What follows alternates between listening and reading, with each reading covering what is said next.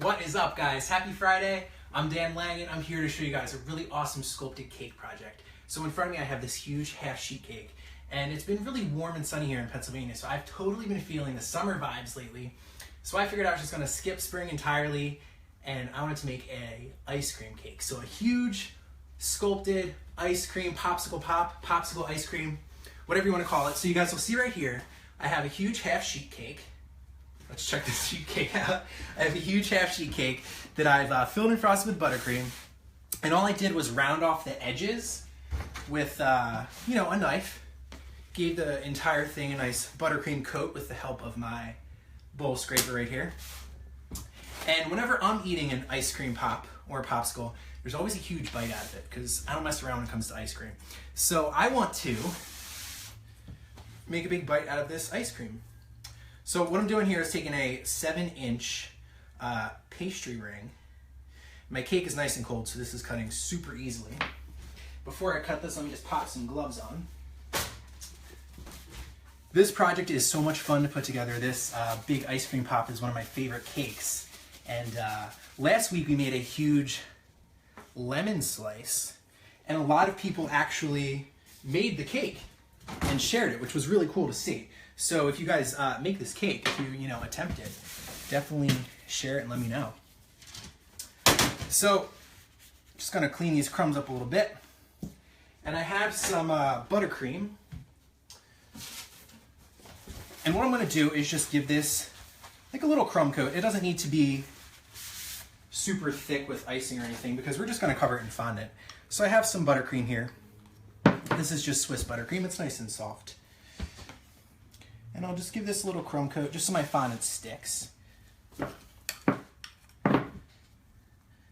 So if you guys are into all of this cake design and like cool custom cakes and sculpted cakes and stuff, definitely check out my Facebook page, which we have linked to at the top of this video. It's Baked by Dan on Facebook. And if you do Instagram, check me out on Instagram at Baked by Dan. So hopefully we have some questions rolling in. I love answering your baking and pastry questions, your cake baking questions. So if you guys have a question, leave your question in the comments below. And don't forget to share this post with any of your friends who you think would enjoy it. Cool, so just a really quick little buttercream coat like that. Grab my little paper towel and just get rid of these crumbs. So now I have to roll out some fondant, right? So tonight I'm using marshmallow fondant, and it's just a recipe that I make. If you've never worked with marshmallow fondant before, you definitely should check it out because I think it's super easy to work with. You can just search online for marshmallow fondant recipes.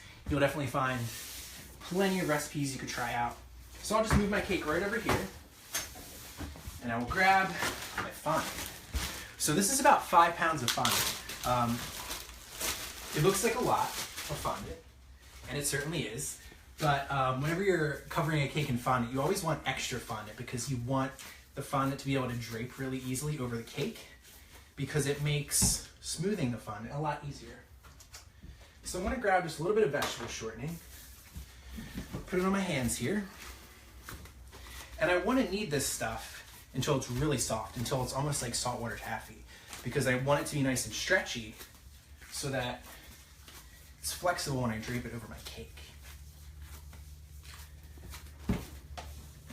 So if you guys have any fondant questions, hit me with those questions below. We'll see if we can answer them.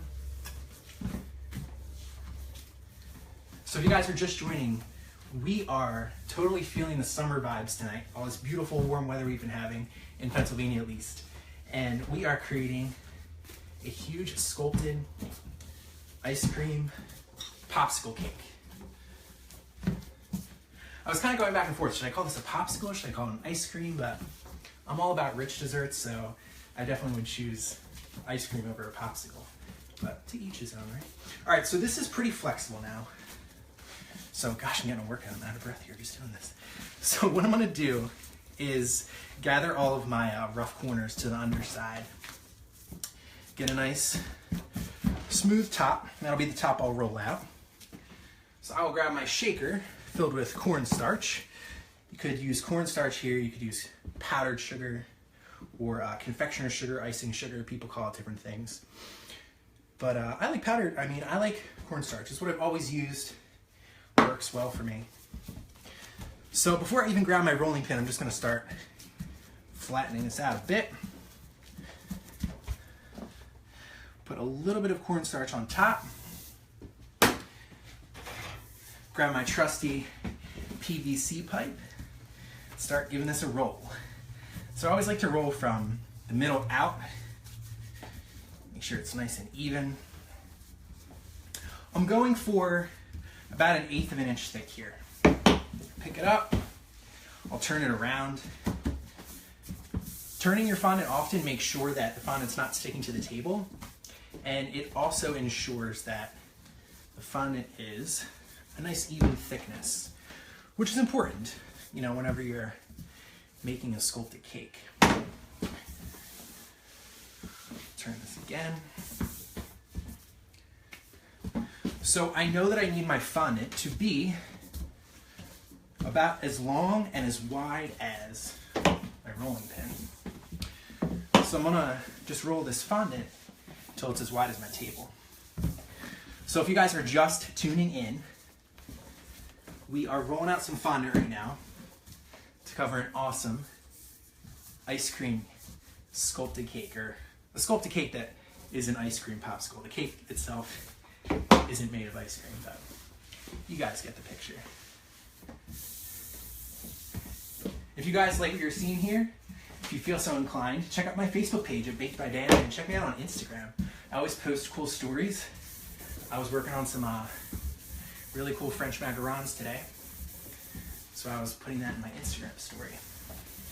All right, so this is getting a little too big to turn around, so what I'll do is just shift it around with my hands, just make sure it's not sticking, which it's not.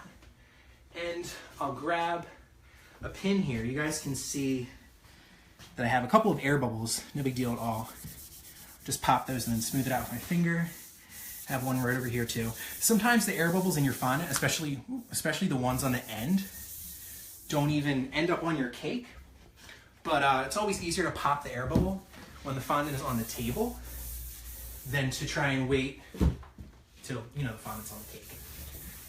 So what I'm doing now is just kind of buffing this fondant, smoothing it out. I'm just holding the rolling pin still. I'm just giving it like one final stretch. This is just going to get rid of any like divots in the fondant from the rolling pin. Were you having any questions? Someone wants to know what your Facebook is again, where they can find you. Yeah, Baked by Dan. If you guys just look at the video description above, you'll see a little link you can click on that says Baked by Dan. You can check me out there. Or if you're looking for my Instagram, it's just Baked by Dan on Instagram. Or you could search Dan Langan on Instagram. That's me. All right, so I have my fondant smoother here. Just giving this fondant a nice buff. Get it nice and smooth. Someone wants to know if marshmallow fondant will hold up better in a high humidity climate. That really depends on the recipe. Really depends on the recipe and how humid the climate is. So you guys will see here. Like Hawaii. Like Hawaii. You know, I've never been to Hawaii. I would love to be. If you want to invite me to Hawaii, I'd probably say yes. But honestly, with a lot of things, like a lot of things in baking and cake decorating, I would say experiment. If you're making marshmallow fondant and you know that you're in a high humid climate, or a climate that's very humid, I would leave some of the water out. So check out a marshmallow fondant recipe, leave some of the water out of it, it'll probably work well for you. So I roll my fondant up on my rolling pin. So let's check this out right here. So starting with the fondant, just hanging off just the very edge of the cake. Roll this over my cake. Stretch it down the sides. The first thing I want to do is push in the fondant right around this little cutout right here. And we're going to cover this in some melted chocolate on top. So I'm not super worried about these little cracks right here. But whenever you have an indent like this, you want to work on that first because it's kind of a funny shape, so you want to make sure you push that in. And then the next thing I'll do is grab my corners. So to smooth the corner down, I'm just going to bend my hand in like a 90-degree angle fashion and just smooth that in. Flip this around, we'll do the same thing right here. Stretch it out just slightly, bend that in. And then I'll just use the soft edge of my hand to push this down towards the side of the board. And it's a little humid here today, so I could tell that my buttercream was already sticky, but if my buttercream didn't look kind of sticky from my cake being cold and it being brought out into, you know, humid weather, I would have just sprayed my buttercream with a little bit of water or vodka, which is my favorite thing. If you guys have seen me decorate cakes before, you'll know that vodka is always like my go-to liquid for attaching something to a cake. Awesome. So that was pretty easy. I love when stuff is easy. All right, so let me grab my fondant smoothers. I'll just smooth out the top of this. It's already looking so good. So if you guys are curious, this layered half sheet cake is probably cake for about 45 people, which is a heck of a lot of cake. So I'll tell you, I have a lot of cake to eat when this live broadcast is over. All right, so what I'm doing here is just taking my fondant smoother, got the rounded edge down, and I'm just smoothing the side of the cake. This helps attach the fondant right to the bottom of the cake, or right at that bottom corner. Do that again this way, all the way in the back. And then I'll just use my fingers just to push that in right there. Awesome. All right, so I'll cut away most of this excess just to make the board a little lighter, just using a paring knife for this. If you guys are just joining, don't forget to share this post, leave a comment, let us know what you think. If you guys have ever created a sculpted cake before, I love seeing other people's work, so share that picture below. And by all means, if you attempt this cake somewhere over the weekend or later tonight, I don't know, whatever works for you, certainly share it on my Facebook page at Baked by Dan. I would love to see it.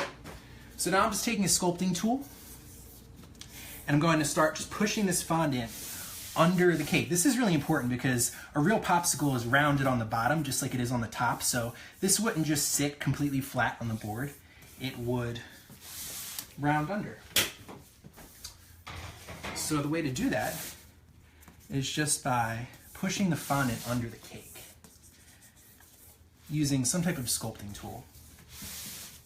Could even use a spoon, like a metal spoon, backwards, or I guess you would say backwards, right? Like a spoon flipped over, and just use the rounded part of the spoon to do the same thing right here. Dan, can you explain, we have a few questions from various people about using vodka to make fondant stick to cakes. Oh, sure. Yeah, really simple. So guys, fondant is mostly sugar, and sugar dissolves in water, right? So whenever you use water to attach fondant to a cake or to attach fondant to itself, you have to be really careful, because if you go overboard, the fondant just has the tendency to get really sticky and get kind of gooey and slosh around. That's with water. But vodka is alcohol, so it doesn't dissolve the sugar as easily or as quickly, and it also evaporates really quickly. So I like to use vodka simply because it dries so quickly.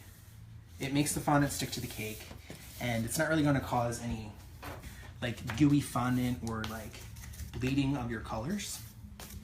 You really could use any clear alcohol, you know, whatever. I guess you could use tequila, you could use clear rum. That's a thing, right? Mm-hmm. White rum. White rum. I have even used, when I've run out of vodka, guys, I've even used like an orange liqueur that you would use for making like a margarita.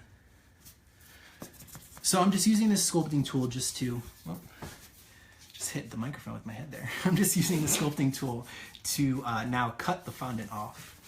This is like a multi-purpose tool. First you tuck the fondant under the cake, and then you use the tool to take the extra fondant off. And I like to do this in pieces instead of doing like one really long strip.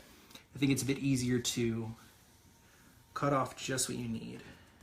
Because I don't want to cut too much off here. I definitely want to tuck it under because I don't want to see the cake, especially since this is a red velvet cake that you guys may have seen.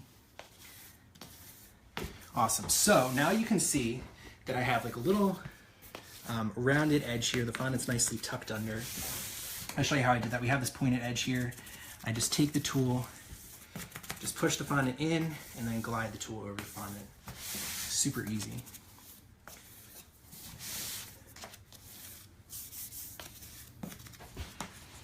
Just finish up this little cut mark right here. So this is a pretty giant cake. Like I said, this is cake for like, gosh, 45 people. I thought about making this cake smaller, but I figured this is Facebook Live. The cake has to be huge, it has to be big. Easiest way to make a really impressive cake, I think, is to just make it huge. That's all you have to do is just make it huge. So I figured, let's make a huge ice cream popsicle. But if you wanted to make a quarter sheet cake, if you wanted to, you know, attempt this and make it much smaller, totally could do that. You are the boss in your own kitchen. Do whatever you want. All right, so that looks pretty good. I'm happy with how that looks. All right. So I'll just go around one more time with my fondant smoother. Just smooth the top and the edges, kind of at the same time. If my fondant was kind of sticky and my fondant smoothers were sticking to the fondant a little bit, all I would have to do is put a little cornstarch on the fondant. And it'd be no big deal because I'm just going to steam this cake anyway, so that cornstarch would disappear. All right, so let me just put my fondant back. You always want to keep your fondant scraps in a bag, right? Because you can reuse it. All right, so now what I'm going to do is apply a little bit of vegetable shortening just to the top portion of the cake, because I'm going to roll out some brown chocolate fondant and attach it to the top of the cake and then cut it away so that it looks like really luscious strips of like really rich hot fudge sauce or something like that. So I'm using vegetable shortening to attach the brown fondant because I want to drape a big thing of brown fondant over this and then peel it away. So the vegetable shortening allows me to attach the fondant, but it's kind of just like a semi-permanent attachment. It's not going to be impossible to pull away, right? So if I used water to attach the brown to the green, it would totally stick and I would never get it off. So I'm just gonna move this, get my workspace back. Do you have a question? Bethany would like to know, if you weren't going to be covering the top of your cake, how can you fix cracks in your fondant? Good question, Bethany. Well, the first thing you can do is start with fondant that's really soft. So you can microwave your fondant and then knead it for probably like 5 minutes. I kneaded mine pretty quickly. You can also take your fondant smoothers and kind of like push those cracks together and kind of like massage them together. And you can also rub some shortening over it. But yeah, everyone has like different methods that they like. You could use a little bit of royal icing that was colored the same color as your fondant and use that to kind of like patch the fondant up. You just kind of have to experiment, I think, and find what works, you know, best for you. But I think the best advice I could give to that question is to try and be really diligent with your fondant kneading so that it doesn't crack in the first place. And if you find that your fondant is constantly cracking, try a different recipe or try a different brand of fondant. So I have some brown fondant right here. Gosh, it's pretty stiff. So a little shortening on my hands. Just give this a nice knead. I want it to be nice and stretchy. So I'm a total chocoholic when it comes to desserts and sweets. If it's got chocolate in it, I'm there. So that's why I decided to go for chocolate here. But this could totally be any color fondant or any flavor you would want it to be. If you guys have a suggestion for a cake that you would like to see created on Facebook Live, hit me in the comments below. Let me know what you think. Always looking for fresh, creative ideas. Someone said this could have been an orange creamsicle. Totally could be. It could be. But I figured I'd go with like a mint green. And like I said, chocolate, because chocolate's like my favorite food group. So, all right, so see how this is nice and stretchy? It's pulling really well. And it's not really breaking. This chocolate fondant does have actual chocolate in it, so the texture of it is a little bit different. This is kind of like a mixture of chocolate, modeling chocolate, and fondant, so it's a little bit tougher. If you were trying this, you could just use plain vanilla fondant that's dyed brown, but like I said, It's all about chocolate with me, so. All right, so I'm kneading all of the edges together, the corners together, so I have a nice smooth top. And I'm gonna measure my cake here. 11, 6. So I need my fondant about 17 inches wide, right? And then it'll be just as long as it turns out. Okay, put a little on top. So I'll start rolling this sideways to get the width that I want. This reminds me of the gigantic chocolate covered strawberry cake that we made for Valentine's Day, which is like one of my all-time favorite cakes. If you guys didn't see that video, check out my Facebook page because it's there. It's really awesome. It'd be a great cake for any of the warm months, actually. But we covered the bottom of that cake with some brown fondant since it was a chocolate covered strawberry shortcake. So totally feeling that chocolate covered vibe right now. All right. So everyone usually asks me why I use a PVC pipe. And the answer is just because I like to. I kind of always have. But no, the real answer is because their PVC pipes are really easy to find. I got this at the hardware store for like $3, and it's super easy to clean. So PVC for rolling out fondant, always a good deal. I find that fondant doesn't stick to it as much either, just because of the shiny plastic surface. So I'm just popping any air bubbles I see in my fondant with a pin.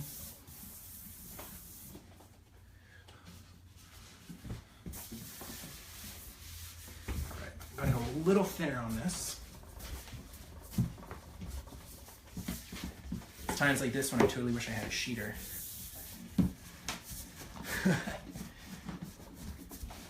All right, so roll from the center out, right? And smooth it out. Check my thickness here. Still a little thick. So if you guys are just joining, I've already covered my huge ice cream popsicle with a nice mint green fondant. And now I'm rolling out some chocolate fondant. So I'm going to drape over the top. It's going to become my chocolate dip or chocolate drip. That looks pretty good. I'm happy with that. Awesome. All right, so same deal. I will roll this up, grab my cake, and I only want this on the top half of my cake right here. So if you guys just are tuning in, I just use a little bit of vegetable shortening on the top portion of the cake. That's going to make this fondant stick. Let me do it this way. It'll be easier to see. How thin did you make this piece of fondant? Yeah. Yeah, I'd say it's like 1/8 of an inch thick. Probably. All right, so same deal. Start with my corners. Start with the top edge. This top little, cut this extra off. Got a little excited with all the chocolate there and rolled too much out. All right, so I'll push in this indentation. This is the bite mark, because if there is an ice cream popsicle and myself in the same room, gonna be at least one bite mark out of it. So I'll push that in there, smooth these sides down. This chocolate fondant is awesome. It actually smells like chocolate. I don't know if you can smell it, but I can smell it. You can smell it. I know you guys can't smell it, but it smells so rich and chocolatey, and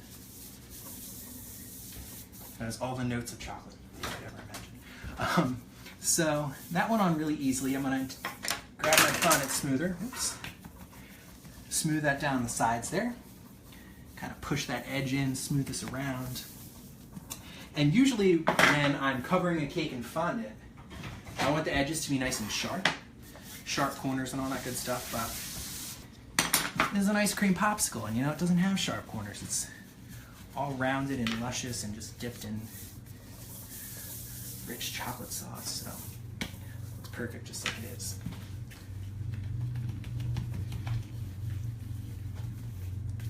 All right, so So, grabbing my sculpting tool one more time, I'll do that same deal I just did. I'm just pushing the fondant under the cake, and then I'll go back and I'll use the tool with just a bit more pressure to actually cut the fondant off.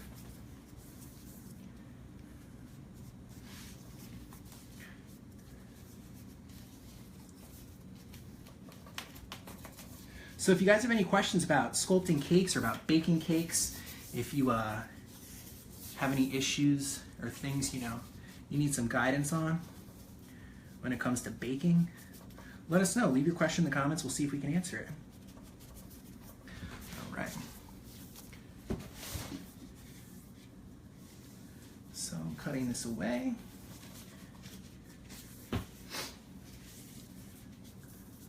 And in just a moment, I'm going to use a sharp craft knife and do some more cutting here so that it looks like there are just big drips of this chocolate and not just one solid piece.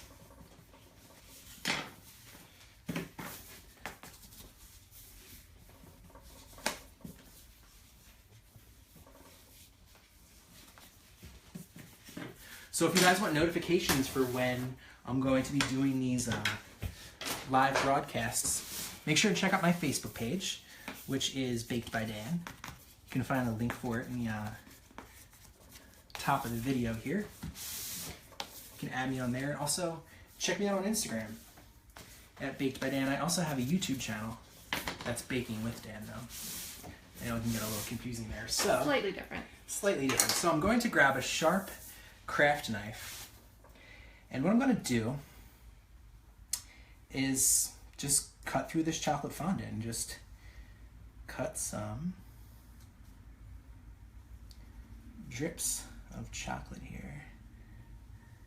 And what I'll be able to do is pull this extra fondant away because I only used vegetable shortening to attach it. If I had used water, the fondant would be stuck there until, I don't know, like next week. Forever, basically. Someone wants to know that the pre-prep that you did for this cake, how long does it take? Sure. You guys will see really quick. Obviously, the shortening didn't go all the way down to where these pieces are, so if any extra pieces aren't sticking, all you have to do is add a little more shortening and they'll stick in place. So how long did this cake take? So I baked these 2 half sheets yesterday when I was baking, when I was doing my bake for the weekend. And after they cooled, I filled them with some mascarpone buttercream. And then I just let the cake chill overnight. So I'd say this is like a 2-day project. So you would bake and fill your cake one day, and then let it sit in the fridge overnight, or for 2 days if you needed to, and then you can decorate the cake in one day. So I'll just start back at the other side here, do a shorter one.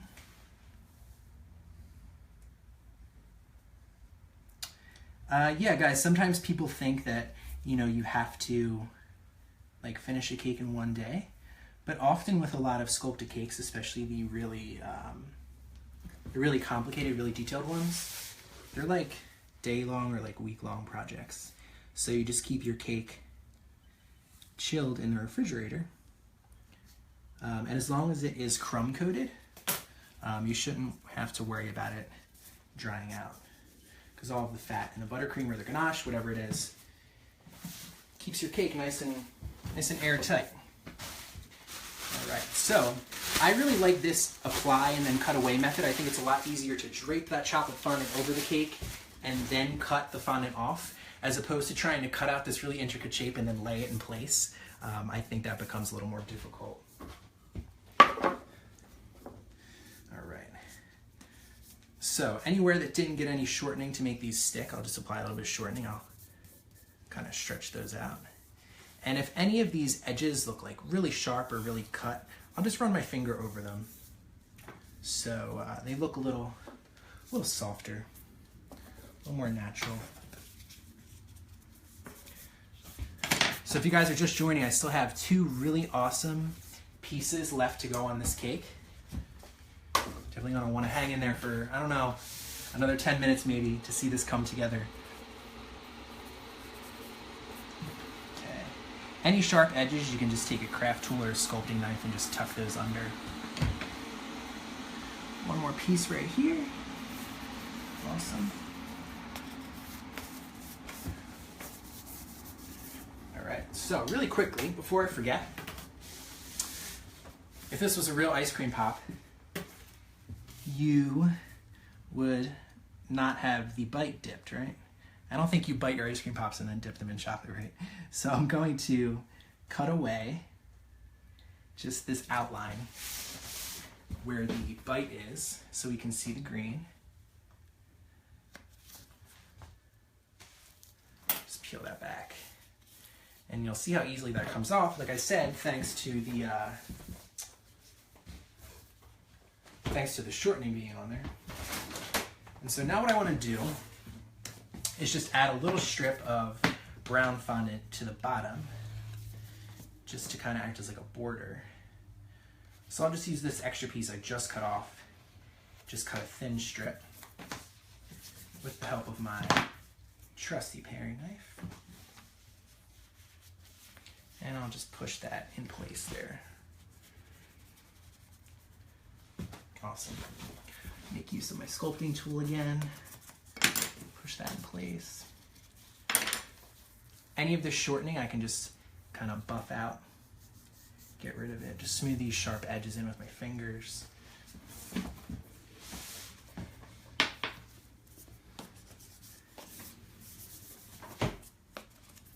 Oh yeah. If I were to take a bite out of an ice cream popsicle, it probably would be this big, so this is pretty accurate so far, I think. All right, so I'm gonna turn on my steamer. I wanna steam this so it's nice and shiny, so all the cornstarch disappears. Get these tools out of the way here.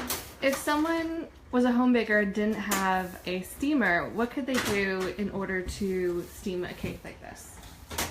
You can carefully use your iron with the steam setting. You just hold the iron straight up and then use the steam button if your iron has one of those functions. I think that's probably the best bet. But you should always try and be pretty limited with the amount of cornstarch or whatever you are using, because even if you go overboard, sometimes you can't get rid of it with the steamer always. So you have to be careful. So before I steam this cake, I'm going to give it one more go around and make sure that there are no edges that need to be covered up, because once the cake is steamed for at least 5 or 10 minutes until it dries, it's going to be really sticky. And when it's sticky, I'm not going to be able to smooth it or run a fondant smoother or anything like that over it, because it would just stick. The fondant smoother would not glide over the cake. So I'll give these corners one final smooth.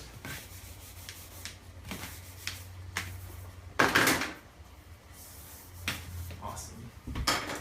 So I also have some giant sprinkles that I made, and I'll stick those in place with the help of my steam. How did you make these sprinkles? So to make these sprinkles, I'm glad you asked, because look, I have some right here. To make these sprinkles, I just rolled out some snakes of fondant, right? Pretty thin. And I used my fondant smoother to roll them. See, sometimes when you're rolling that out like a snake, you get marks from your fingers, but if you use a flat tool like a fondant smoother, they're nice and flat. And then I just use my knife to cut sprinkles, let them dry for a few hours. Bada bing, bada boom. Sprinkles, baby. That's exactly what I did. And I just placed them on a paper towel so that the paper towel would absorb the extra moisture and help them dry a little quicker. All right, so here we go. Let's give this cake a little steam. If you do make a lot of cakes, though, you can get a handheld steamer like this. They're pretty cheap. I think this was like 15 or 20 bucks. So make sure I don't knock my sprinkles off the table. It'd be a bummer. All right, so I'm only sticking the sprinkles to the chocolate part. So I'll try and give this chocolate a good bit of steam so that it's nice and tacky or sticky.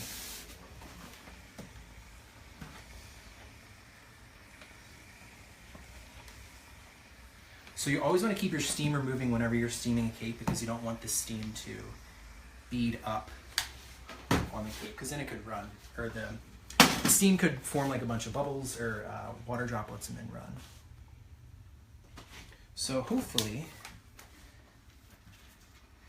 these all stick. If not, I'll just hit a little more steam and we'll see what happens here.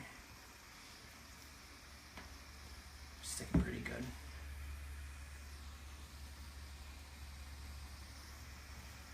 So I'm loving how this has turned out. Guys, let me know what you think in the comments about how this cake looks so far.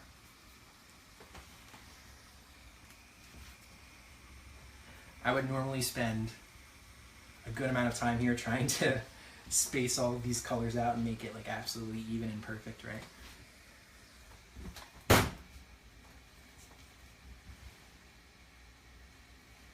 Sprinkles aren't perfect though. That's true. When you put sprinkles on a cake, they kind of just fall wherever they may, right?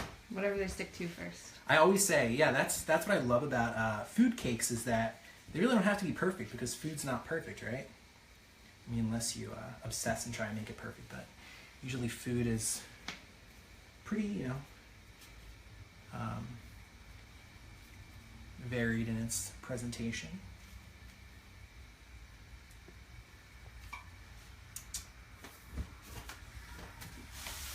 All right, I have one more piece I'm going to add to this popsicle, and then it's going to be done.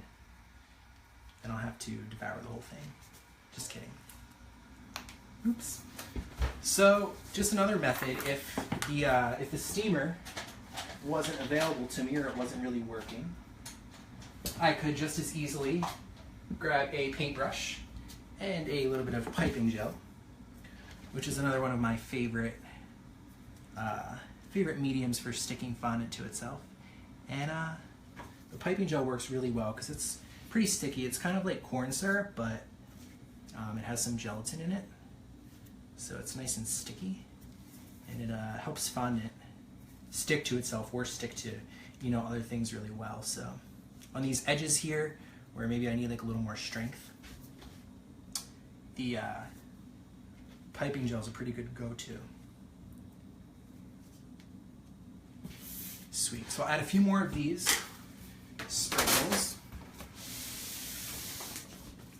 Lost one. Oh, lost one. It's okay. Guess what? We'll just add another one. This is also a great opportunity to cover up any like little air bubbles or dings that got in my fondant. If you get a little too excited covering your cake and you ding the fondant, no big deal. Just cover it up with something, right? Can you explain again why you're using shortening to stick the fondant to the fondant? Sure. Yeah, exactly. Yeah, you said it right. So after I covered my cake in green fondant, I added a panel of chocolate fondant, and then I cut the excess away to get this drippy look. So shortening allowed me to stick the chocolate to the green, but then be able to peel it back. So the shortening isn't a permanent stick, it's a temporary stick.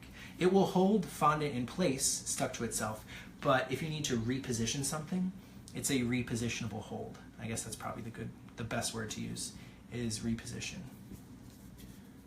All right, so a few more here. I need a purple one. And then I have a huge lollipop stick, or popsicle stick. It's not a lollipop stick, it's a popsicle stick. This is one huge ice cream popsicle. So, calls for a huge popsicle stick. All right, one more sprinkle and I promise I'm done. All right, here we go. It looks pretty cool. Yeah? Yes, it does. Love it. All right. So let me grab my big popsicle stick. So this is made from gum paste, and I rolled some tan gum paste, about a 1/4 inch thick.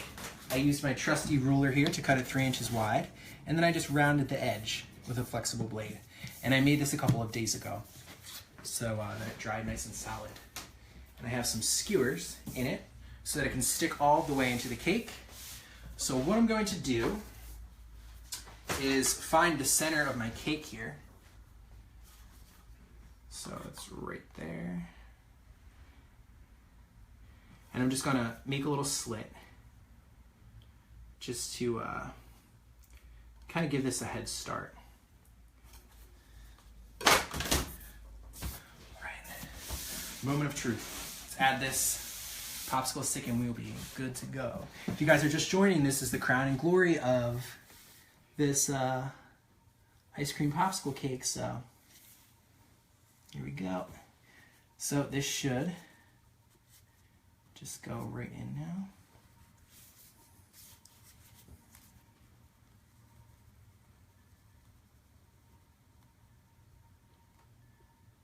Awesome. There we go. A gigantic ice cream popsicle cake. Because like I said, I'm feeling the summer vibes. Just in time for the weekend. I think it turned out pretty cool. We have our mint green colored fondant cake. All of this luscious fudgy chocolate drip on top. Some gigantic sprinkles. We have a huge bite out of the cake, of course, because, I mean, come on. Ice cream popsicle this big, of course I'd have to take a huge bite out of it. And then we have our big popsicle stick made out of gum paste. It's not going anywhere. If you guys have any final questions about this cake, how we created it, let us know in the comments below. Don't forget to check me out on Instagram at Baked by Dan. And if you have a cool idea for a cake you'd like to see next week, hit me in those comments below. Thanks for watching, guys. Have an awesome weekend. I'm Dan Langan. I'll see you soon.